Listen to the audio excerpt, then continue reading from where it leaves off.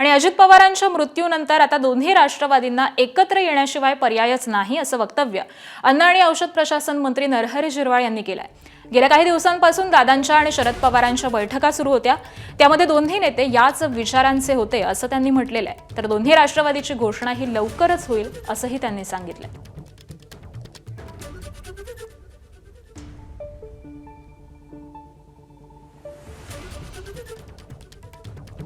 तर साहेबांची प्रकृती आणि वय पाहता आता एकत्र येण्यावाचून पर्याय नाहीये असं मत हे मंत्री नरहरी झिरवाळ यांनी नुकतंच एबीपी माझाशी बोलताना मांडलेलं आहे।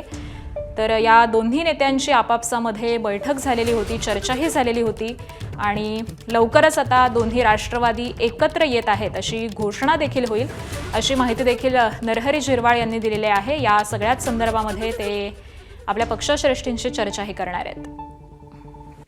खूप दिवसापासून मला वाटते दादांच्या त्यांच्या बैठका होत होत्या आपल्यालाच माहीत आहेत, त्याच्यामुळे कदाचित तो पावित्रा त्या वेळेपासून सुरूच होता आणि आता ही एवढी मोठी दुर्घटना घडल्यानंतर तर निश्चित एकत्र आल्याचं चिन्ह अगदी काल परवापासून आपल्याला पाहायला मिळतं, चर्चेत येतं। अंकुश काकडेंनी पण असंच वक्तव्य केलंय की 8 फेब्रुवारी नंतर दोन्ही राष्ट्रवादी एकत्र येतील अशी काहीतरी शक्यता व्यक्त करत। 8 फेब्रुवारी म्हणून नाही, पण लवकरच मला वाटतं ते एकत्र होतील, कारण आताही जे कोणी जातील राज्यभरातून साहेबांना भेटायला तर कदाचित प्रत्येकाची भावना साहेबांपुढं मांडली जाईल असं एकूण वाटतं। आता कोणीच राहिलेलं नाही, कारण साहेबांची प्रकृती, साहेबांचं वय हे जर बघितलं तर एकत्र येण्याशिवाय पर्याय नाही, अशा पद्धतीनेच आमची एक तयारी राहील। पण आता तुमची राष्ट्रवादी काँग्रेस त्याच्यामध्ये प्रफुल्ल पटेल असतील, सुनील तटकरे आहेत, तुम्ही सुनित्राताईंचं नाव घेतलं, यापैकी कमांड म्हणजे अजितदादांची जागा तर कोणी घेऊ शकणार नाही, पण ती जबाबदारी कोणाकडे दिली जावी अध्यक्ष म्हणून? पण अध्यक्ष म्हणून आता तटकरे साहेब आहेत, पण देश पातळीवर जसं दादांच्या जागेवर आता पुन्हा एकत्र आले तर सुप्रियाताई राहतील म्हणा किंवा प्रफुल्ल पटेल राहतील, कारण देशात ज्यांनी काम केलंय त्यांनाच कोणाला तरी पुढं केलं जाईल का। अनेकांचं म्हणणं का आता सुनित्राताईंना दादांच्या जागेवर त्या ठिकाणी आणलं गेलं पाहिजे किंवा पवार फॅमिली पुढं असेल तरच आपला टिकाव आहे। मी मंत्री आहे एका विभागाचा, मी काम करू शकतो माझ्या मतदारसंघाचं, फार तर जिल्ह्याचं, पण ज्या पटीत, ज्या तुडीत, तर त्यांची बरोबरी आपण नाही कोणी करू शकत। इतरही तशाच पद्धतीचे आहेत, म्हणून दादांच्या जागेवर सुनित्राताईंना उपमुख्यमंत्री करावं अशा पद्धतीनं कालचं अनेक ठिकाणच्या चर्चा होत्या। आणि या सगळ्याच संदर्भामध्ये आमचे प्रतिनिधी मुकुल कुलकर्णी यांच्याशी आपण चर्चा करूयात। मुकुल, दोन्ही राष्ट्रवादींच्या विलिनीकरणाच्या चर्चा या सध्या सुरू झालेल्या आहेत। 8 फेब्रुवारीला या सगळ्याच संदर्भामध्ये घोषणा होणार होती आणि तशी झिरवाळांनी देखील आता तुमच्याशी बोलताना माहिती दिलेली आहे, त्यामुळे एकूणातच या दोन्ही पक्षांची पडद्यामागे नेमकी काय चर्चा होती, काय माहिती मिळते?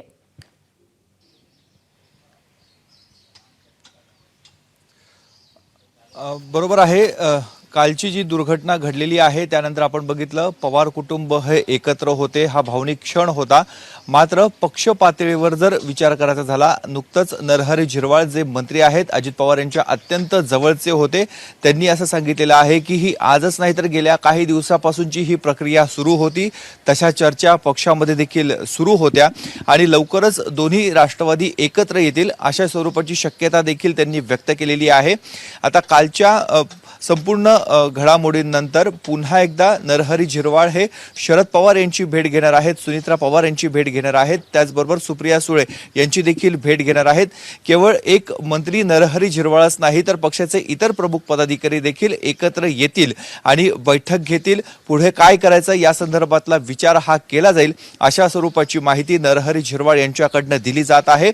आणि पक्षाची कमांड नेमकी कोणाकडे असेल, जे अजित पवार याआधी देखील त्यांच्या हयातीमध्ये देखील म्हणत होते किंवा संकेत देत होते की राष्ट्रीय पातळीवर सुप्रिया सुळे ह्या बघतील आणि राज्य स्तरावर अजित पवार यांच्याकडे पक्षाची कमांड असावी, अशा स्वरूपाचा तोडगा पुन्हा एकदा पुढे येतो का हे बघणं अत्यंत महत्त्वाचं आहे, कारण सध्या तसा सूर हा बघायला मिळतो आहे। थोडा भावनिक क्षण हा पवार कुटुंबियांसाठी आणि दोन्ही राष्ट्रवादी काँग्रेससाठी आहे।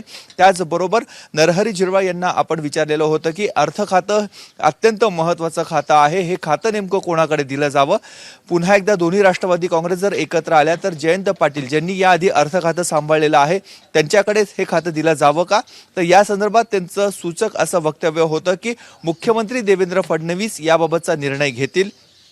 त्यामुळे आता मुख्यमंत्र्यांची भूमिका देखील अत्यंत महत्त्वाची या संपूर्ण प्रकरणामध्ये असणार आहे.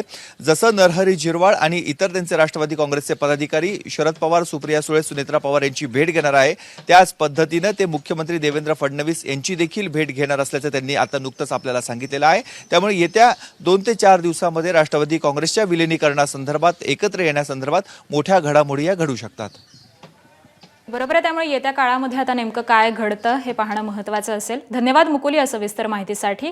तर दरम्यान राष्ट्रवादीचे आमदार हिरामण खोसकर यांनी या सगळ्याबाबत काय म्हटलेलं आहे ते देखील जाणून घेऊयात. राष्ट्रवादी एकत्र आल्या पाहिजेत असं आपल्याला वाटतं? हे तर 100% झालं पाहिजे. कारण काय, हे मित्र पहिल्यापासून जयंत पाटील साहेबाला त्यांना सांगा, साहेब तुम्ही एकत्र या, आमच्यासारख्या सामान्य पोरांना आम्हाला खूप अडचण नाही, तुम्ही जेवढा जीव लावतो तेवढा दादाही लावतो, जयंत पाटीलही, सगळेच राष्ट्रवादीचे पवार साहेब सुद्धा स्वतः माझ्यासारखे मला पुण्याला बोलवलं, त्यावेळेस स्वतः बोलवलं दोनदा, तू दादाकर निघून जाय, काँग्रेसमध्ये थांबू नको, तुला काँग्रेस तिकीट देणार नाही. एबीपी माझा, उघडा डोळे बघा नीट.